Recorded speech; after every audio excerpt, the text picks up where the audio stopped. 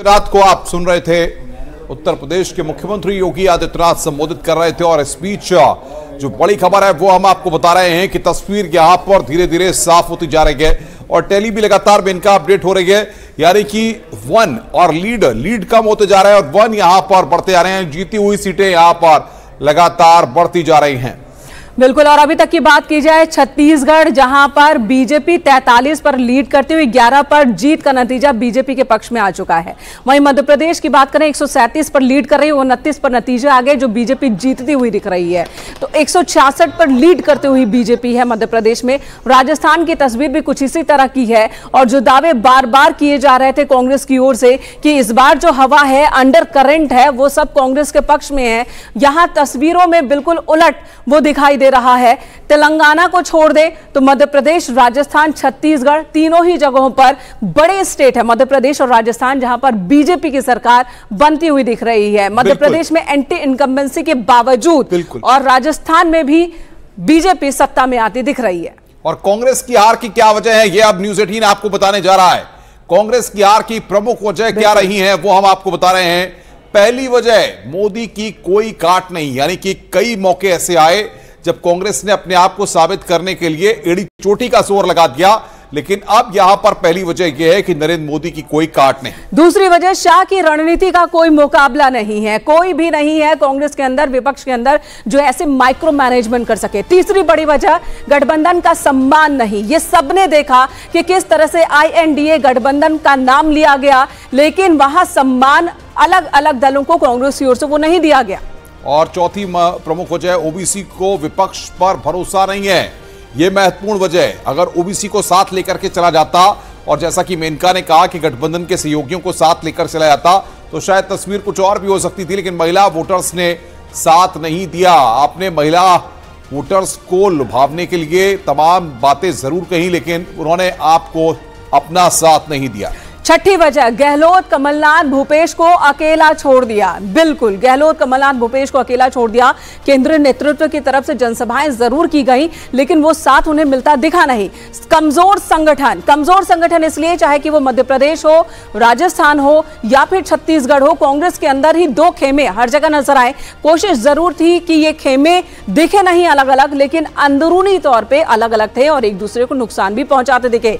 Ground level पर कम मेहनत, ये एक बड़ी वजह बताई जा रही है। शायद इस भरोसे कांग्रेस पार्टी थी कि बीजेपी से जनता नाराज होकर हमारे पाले में आ जाएगी।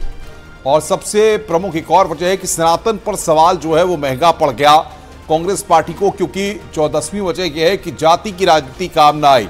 जाति का फैक्टर लेकर के जिस तरीके से अंगणित को साधने की कोशिश कांग्रेस पार्टी कर रही थी, उसमें वो पूरी तरह से फेल हो गई और कामयाब नहीं हो पाई। और इसी का नतीजा है कि आज जब परिणामों का दिन है, जनता के फैसले का दिन है, तो इनका यह तस्वीर उभर कर सामने आई है। बिल्कुल, तो ये 10 बड़ी वजह है और इन्हीं वजहों पर अब कांग्रेस को मंथन करने की जरूरत है और मंथन करे कांग्रेस 2024 से पहले लड़ाई में, अगर उसे बने रहना है तो। और इस वक्त सौरभ जी हमारे साथ मौजूद हैं। सौरभ जी, बात वही है कि कांग्रेस को अपने हथियारों को लेकर अब मंथन करने की फिर से जरूरत आन पड़ी है। बिल्कुल, देखिए, मैं अभी जिस प्रकार से कह रहा था ना कि कांग्रेस जो एक मुल्क की पार्टी होती थी, आज वो मोहल्ले की पार्टी बनती जा रही है। तो अभी भी जो आज भी लोग कहते हैं कि जो राज्य के नेता हैं और मुख्यमंत्री तक हैं, उनको शीर्ष नेतृत्व राहुल गांधी से मिलने के लिए समय नहीं मिल पाता है, ये सोचने का विषय है। देखिए, भारत एक लोकतंत्र देश है। लोकतंत्र में एक विपक्ष की भूमिका के लिए पार्टी होनी चाहिए। तो उसके लिए आपको जो है कांग्रेस को मजबूत करने के लिए संगठन के अंदर काम करना पड़ेगा। दुर्भाग्य से कांग्रेस पार्टी के अंदर कोई संगठन काम ही नहीं कर रहा, क्योंकि राज्य सरकारों में और केंद्र के नेताओं में कोई आपस में सामंजस्य नहीं बैठ रहा।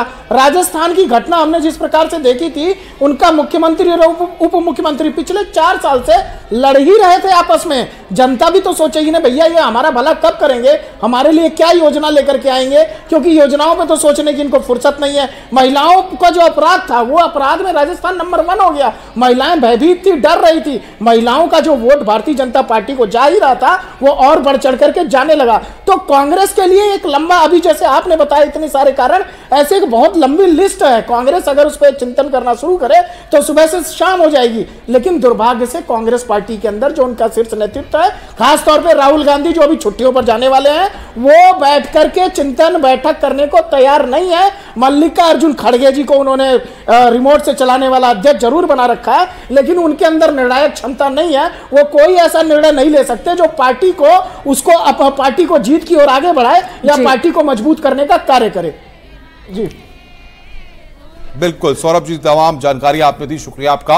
लेकिन सबसे बड़ी बात यहां पर यह है कि जिस तरीके से 3 राज्यों में अब जो नतीजे सामने आ रहे हैं, भारतीय जनता पार्टी ने जिस तरीके की स्ट्रेटेजी बनाई, जो कोऑर्डिनेशन कमेटीज थी, सबसे बड़ी बात यहां पर यह है कि सेंट्रल लीडरशिप जिस तरीके से, अभी एक महत्वपूर्ण बात हमने आपको बताई कांग्रेस की हार की वजह पे, कि चाहे गहलोत हो, चाहे भूपेश बघेल हो, चाहे कांग्रेस के और दिग्गज नेताओं हो, सबको अलग थलग कर दिया गया। यानी कि सबके भरोसे अपने राज्यों में आप देखिए आपको क्या करना है, कैसे करना है, किसको टिकट देना है, और आपसी गुटबाजी भी उसमें, एंटी इनकम्बेंसी भी, सब सारे फैक्टर्स उसमें चरम पर थे। लेकिन भारतीय जनता पार्टी की लीडरशिप ने, सेंट्रल कमान ने जिस तरीके से चीजों को अपने हाथ में रखा, लुक फॉरवर्ड किया, माइक्रो लेवल मैनेजमेंट किया, एक एक चीज को ध्यान में रखा, और यह भी ध्यान में रखा कि आखिर उन राज्यों में कौन कौन से लोग भितरघात कर सकते हैं या पार्टी को नुकसान पहुंचा सकते हैं। ऐसे में उनका मैनेजमेंट किस तरीके से हो, उनको कैसे साधा जाए, यह एक बहुत बड़ी वजह रही कि भारतीय जनता पार्टी को ऐसे लोगों ने नुकसान नहीं पहुंचाया। क्योंकि अगर देखा जाए, राजस्थान की बात की जाए, मध्य प्रदेश की बात की जाए या छत्तीसगढ़ की बात की जाए, तो ऐसे लोगों की संख्या भी थी। लेकिन केंद्र के लीडरशिप के लोगों ने जिस तरीके से उसका तोड़ निकाला, इनका वो जाहिर तौर पर भारतीय जनता पार्टी के लिए एक बहुत बड़ा फैक्टर कहा जा सकता है, क्योंकि इतना आसान नहीं होता आप सबको संतुष्ट करके साथ में लेकर चलना।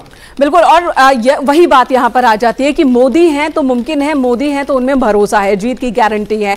और भारतीय जनता पार्टी के बड़े नेताओं ने भी फिर जो फैसला लिया गया केंद्रीय नेतृत्व की तरफ से, उन फैसलों पर भरोसा जताया।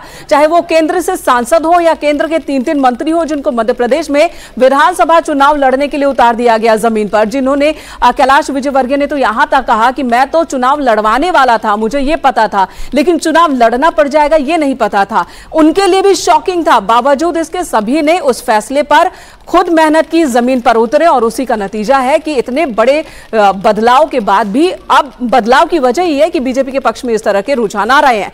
बीजेपी के पक्ष में आ रहे रुझानों को लेकर बीजेपी प्रदेश अध्यक्ष भूपेंद्र चौधरी का बड़ा बयान सामने आया।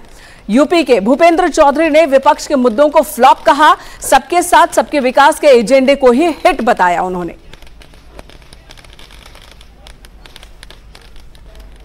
नतीजे आना शुरू हो गए हैं और जिस तरीके से नतीजों में भारतीय जनता पार्टी सीधे तौर पर आगे चल रही है, और हमसे बात करने के लिए भारतीय जनता पार्टी उत्तर प्रदेश के प्रदेश अध्यक्ष भूपेंद्र चौधरी जी हैं। सर, भाजपा आगे चल रही है नतीजों में, किस तरह से इसे देखते हैं? मैं निश्चित रूप से देश के प्रधानमंत्री जी के चेहरे पर यह चुनाव लड़ा गया और मोदी जी के प्रति लोगों का जो विश्वास है और सरकार के काम है, हमारे गरीब कल्याण की योजनाएं हैं, आम आदमी से जुड़े योजनाएं हैं, राज्य सरकार की जैसे मध्य प्रदेश में हमारी सरकार की योजनाएं हैं, उसे कहीं ना कहीं जनता ने स्वीकार किया और मोदी जी के चेहरे को स्वीकार करते हुए जनता ने वोट दिया है। और मैं निश्चित रूप से कह सकता हूं, जिस तरह रुझानों में स्पष्ट हो रहा है कि मध्य प्रदेश, छत्तीसगढ़ और राजस्थान में पूर्ण बहुमत की सरकार बनने जा रही है। मैं वहां के भारतीय जनता पार्टी के कार्यकर्ताओं का और वहां की जनता को धन्यवाद करता हूं कि उन्होंने सही निर्णय किया। सर, लोकसभा चुनाव से पहले जो ये गठबंधन इंडिया बना था, अब इसकी कहीं ना कहीं इन चुनावी राज्यों में एक तरह से परीक्षा थी। क्या मोदी मैजिक के आगे ये गठबंधन फेल साबित हुआ? हाँ, निश्चित रूप से जिस प्रकार से हमारी सरकार ने युवाओं के लिए, महिलाओं के लिए, किसानों के लिए, सबके लिए काम किया, उसी कामों के आधार पर ही ये जनादेश मिला है। और मुझे लगता है कि मोदी जी का जो मैजिक है, मोदी जी की जो स्वीकारता है और मोदी जी के प्रति जो लोगों का विश्वास है, उसी का ये परिणाम। तो भूपेंद्र चौधरी को आपने सुना। इधर बीजेपी के पक्ष में आ रहे रुझानों को लेकर यूपी सरकार में मंत्री और उत्तर प्रदेश बीजेपी के पूर्व अध्यक्ष स्वतंत्र देव सिंह का भी बयान सामने आया है। स्वतंत्र देव सिंह ने कहा कि जनता ने विपक्ष की नीयत को परख कर अपना मत बीजेपी को दिया है।